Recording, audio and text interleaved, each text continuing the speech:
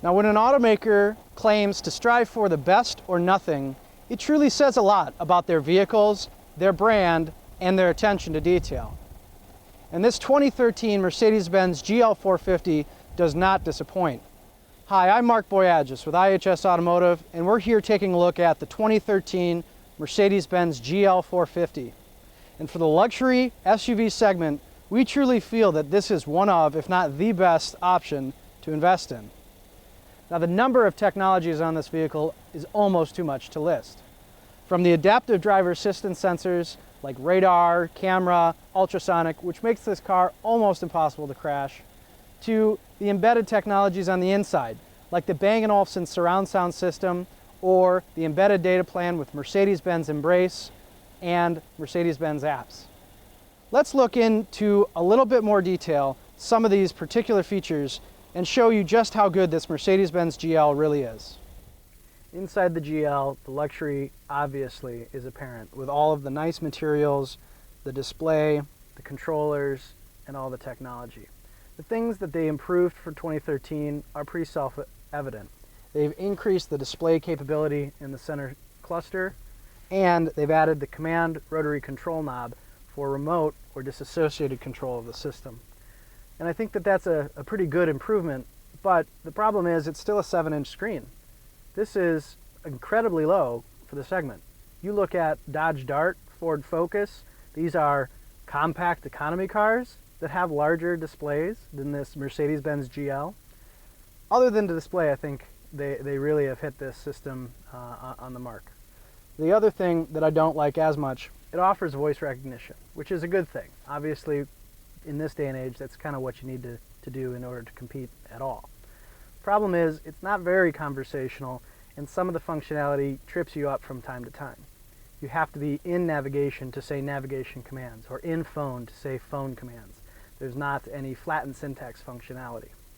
And while Mercedes-Benz still offers the same type of tabular functionality where you have all of the system tabs up top and all of the function tabs down below, they really didn't do anything to the UI other than change the colors. We're happy they got rid of that nasty brown, but functionally it's all the same.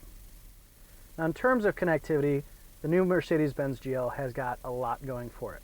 And first and foremost, I want to talk about the Sirius weather functionality. This is a data feed from SiriusXM satellite radio, which brings in 3, 6, and 12-hour forecasts, as well as a 5-day forecast and a nice representation of a weather radar map, which gives low and high pressure zones and all the different weather-related events around the nation.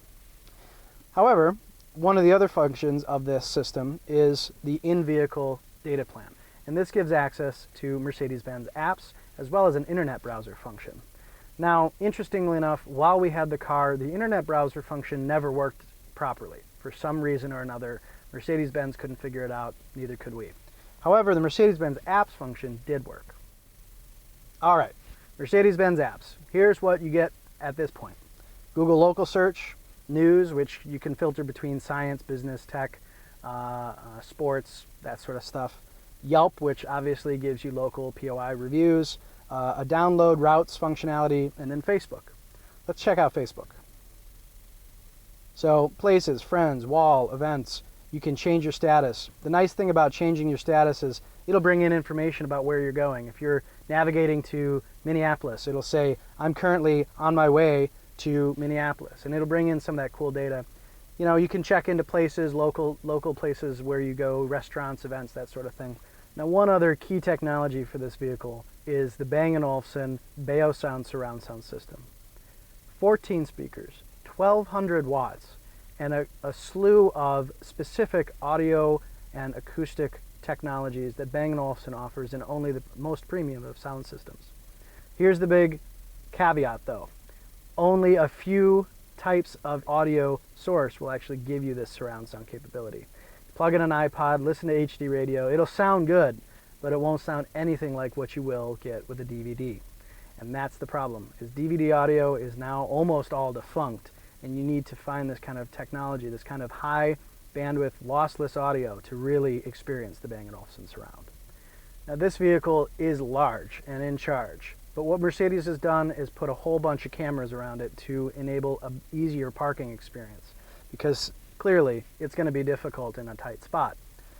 One of the things they've done is they put cameras on the front, the back, and underneath both rear view mirrors and allow you to cycle through a bunch of different viewpoints, looking at your front sides, your rear sides, looking at just the rear, or even right in front of you what you're about to put in front of your bumper, as well as a composite view of the 360. I've said it before and I'll say it again, rear seat entertainment is outdated in the current application. However, if you got to choose one, Mercedes-Benz, again, the best or nothing. The system's pretty awesome. 2 dual 8-inch displays on each headrest, offering individualized content controlled by the same remote, which offers a quick screen control switch, as well as a single drive down here with inputs for auxiliary gaming on all 3 particular components. In addition to this, in the back, you get that surround sound effect. So if you're watching a movie, honestly, you might want to do that in your car more often than in your living room. The other neat thing is this remote, very intelligently designed. You switch from right rear to left rear to even controlling the command system. From the back seat with this remote, I can input a destination. I can input directions, I can select applications, and basically do anything on that front system from this remote. Pretty nice. Now, as I said before, this GL is nearly impossible to crash with all of its sensors and autonomous functionality. Active Park Assist, which allows it to parallel park itself, a nice feature when you have a car this big. We've got the radar sensor up front, which allows for collision mitigation, in addition to Distronic Plus, full stop and go active cruise control. We have intelligent lighting with automatic high beams. You put your high beams on and it'll detect any rear tail lamp or any headlamp as an oncoming or outgoing vehicle and turn your high beams off automatically. We actually thought it was a little bit too cautious, but a nice function nonetheless. And then in front of the camera, we have a rain sensor, we have a light sensor, and we've got another forward-facing camera. The camera offers lane departure warning and mitigation. It will actually pull the car back using torque steer if you start swaying out of your lane a little too much. Now, for $96,000 and change, this GL450 is a good combination of creature comforts, passenger and cargo space, and innovative connectivities and technologies. The things we liked were the Bang & Olufsen surround, that embedded data connection for its functionality, and of course that heated massaging seat. However, that 7-inch screen is too small, especially for a car of this caliber, and that data connection, while nice to have, is way too slow. People are going to be picking up their smartphones instead.